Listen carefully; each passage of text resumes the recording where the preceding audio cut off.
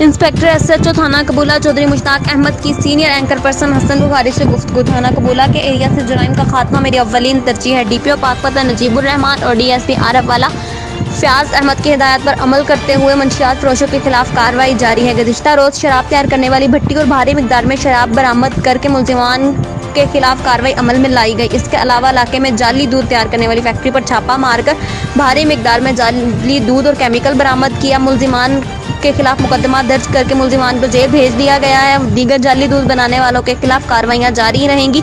इलाके में ठिकरी पैरा लगा दिया गया है जिससे क्राइम में खातिर ख्वाह कमी होगी। सर, ये जो आपने दूध की जाली फैक्ट्री पड़ी इस हवाले से क्या कहना चाहेंगे? बिस्मिल्लाहिर्रहमानिर्रहीम।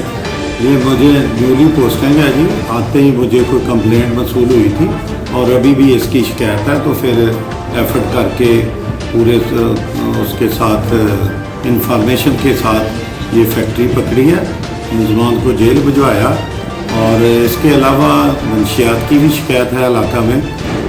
रात को ये एक शराब की भट्ठी पकड़ी है, पर्चा दिया है। ये इंशाल्लाह डे बाय डे काम होगा जी इस पर। और मैंने फूड अथॉरिटी से भी रिक्वेस्ट की है वो कोऑर्डिनेशन में रहें ताकि ये जो मिलावट शुदा दूध है ये माफिया का कला कमा हो सके। सर, ये इलाके में गश्त के निज़ाम को किस तरह आपने निकाला?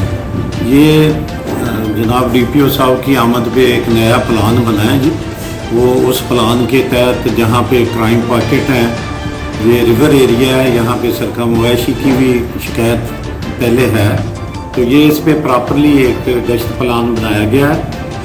उसके मुताबिक गश्त हो रही है, ठीकरी पहरे लगाए गए हैं और अवेयरनेस के लिए इनका इश्तिहार भी जारी कराया है। एक पोस्टर जारी होगा